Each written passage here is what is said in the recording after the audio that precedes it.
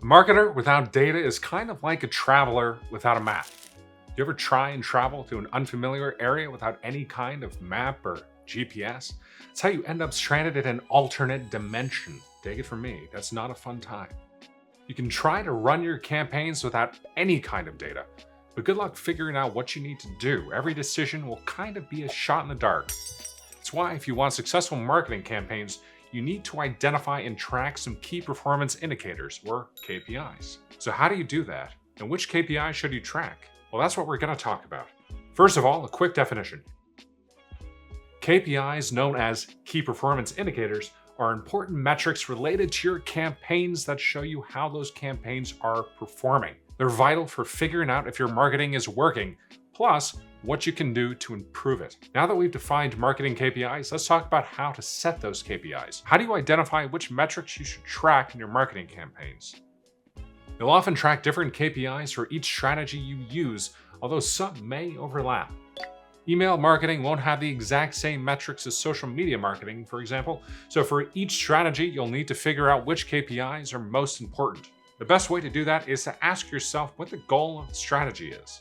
What does it help you accomplish? And from there, you can figure out which metrics are the most valuable. As an example, let's pretend you're an e-commerce business doing paid advertising. Usually, the goal is to get people to click through your ads and buy something, so you can earn sales and thus revenue. So right there, you have one really important metric to track: revenue from your ad campaigns. You'll want to do some research to figure out the best way to track that metric, but you'll likely need some marketing technology in place that can attribute sales to your paid advertising efforts. When you have the technical infrastructure in place, you can then set specific benchmarks for yourself to hit as your campaigns make their way across the web. You can look at numbers from your past campaigns if you have that data to figure out what's possible. And generally, for this e-commerce example, you can start with a number for how much revenue you want or need to earn, then work backwards to figure out what benchmarks will get you there. Do that for all your KPIs so you know exactly what you're shooting for. Now you know the basics of how to set marketing KPIs. Before we end this video, let's look at a few KPIs you may want to use.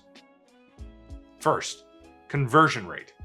This metric is important for just about every marketing strategy there is. There are different kinds of conversions, of course, whether it's an email sign-up or a purchase, but either way, every type of marketing aims to get people to make some type of conversion.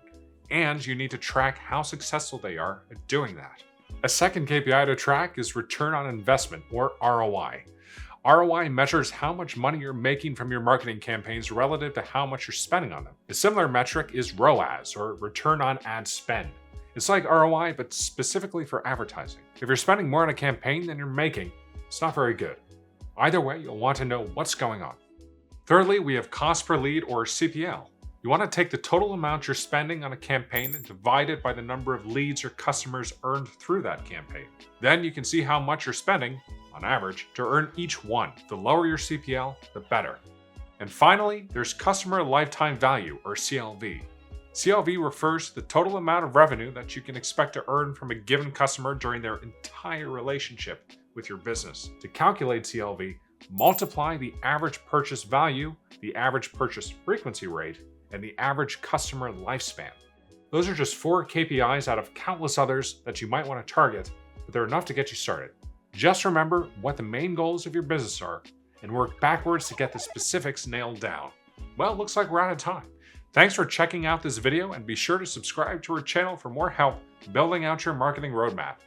Got to keep you out of those alternate dimensions. See you next time.